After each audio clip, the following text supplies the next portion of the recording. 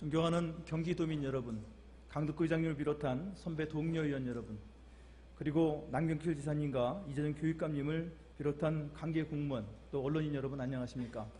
새정치민주연합 건설교통위원회 의장 출신 김상돈 의원입니다. 오늘 본의원은 교통안전시설 중 사각지대에 놓여있는 터널 내 안전에 대하여 종합적인 대처를 마련할 것을 촉구하고자 이 자리에 섰습니다. 우리나라는 그동안 도시화 산업화가 활발히 진행되어 왔습니다. 이와 함께 고속도로, 국도, 지방도 등 도로 연장이 증가했고 산악지형이 많은 우리나라 특성상 터널 역시 많이 건설되고 있습니다. 우리 경기도도 2006년을 기준으로 136개였던 터널이 2014년에는 271개가 되었습니다. 10년이 채 안 되는 사이 2배 넘게 터널이 건설된 것입니다. 터널은 폐쇄된 공간이라고 하는 특수한 환경을 가지고 있어 일단 사고가 나면 2차 사고 발생할 가능성과 터널 내 교통풍에 의한 폭발 화재 발생 시 피해 확산 등 사고의 피해가 크고 긴급 차량 입출입이 용이하지 않아 구호가 어려워 대형 참사로 이어질 확률이 대단히 높습니다. 도로교통공단 국정감사 자료에 따르면 2009년부터 최근 5년간 터널 내에서 발생한 교통사고는 총 2,938건으로 148명이 사망하고 6,792명이 부상한 것으로 나타나 있습니다. 특히 고속도로 터널의 경우 최근 5년간 전국 195개 터널에서 479건의 사고가 발생해 사상자는 525명에 이르고 있으며 이 중 경기도의 사고 건수는 97건, 사상자 수 86명으로 전국에서 가장 많은 비중을 차지하고 있습니다.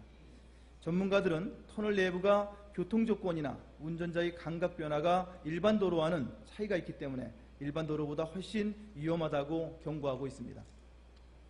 운전자가 운전할 때 얻는 정보의 90% 정도는 시각에서 오는데 갑자기 어두운 곳으로 진입할 때의 동공 적응 시간이 반대의 경우보다 5배나 길 뿐만 아니라 속도감을 알 수 없는 주변 물체가 거의 없고 똑같은 벽이 계속 이어지는 터널 안에서는 시각 정보가 크게 왜곡되어 차의 속도감을 느끼지 못하고 차간 거리를 제대로 측정할 수가 없습니다.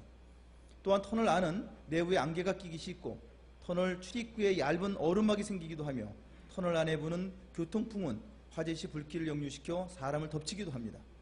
우리는 세월호 참사, 메르스 사태 등을 겪으며 사고가 터지고 난 후에야 대처하는 것이 얼마나 큰 경제적 손실과 마음의 상처를 남기는지 너무나 잘 알고 있습니다. 터널 내 필수적인 시설인 조명 등 대피 공간, 방제 시설들을 종합적이고 체계적으로 구축하고 관리하는 것이야말로 대형 참사 발생을 미연에 차단하고 안전에 제고할 수 있는 최선의 방법일 것입니다.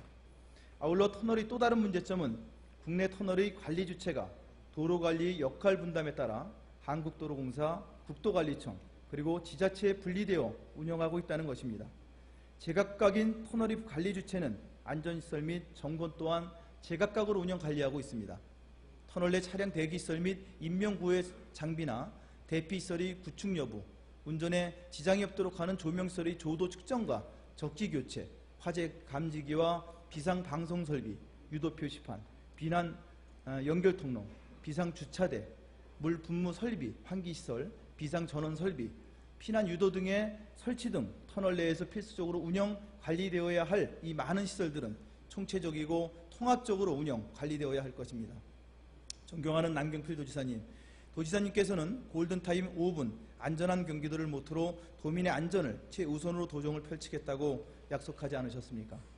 터널 내 안전시설이 종합적이고 체계적으로 갖춰져 관리되지 않는다면 골든타임 5분은 공연불에 불과할 것입니다. 따라서 터널 내 시설에 대한 통합적이고 전면적인 안전진단과 그 결과에 따른 보수와 보강, 종합관제 시스템 구축 등 세밀한 안전강화 방안을 수립해야 한다고 생각합니다. 하루빨리 터널의 안전에 대한 종합적이고 구체적인 대책이 마련되기를 바라며 이상으로 발언을 마치겠습니다. 끝까지 경청해 주셔서 감사합니다.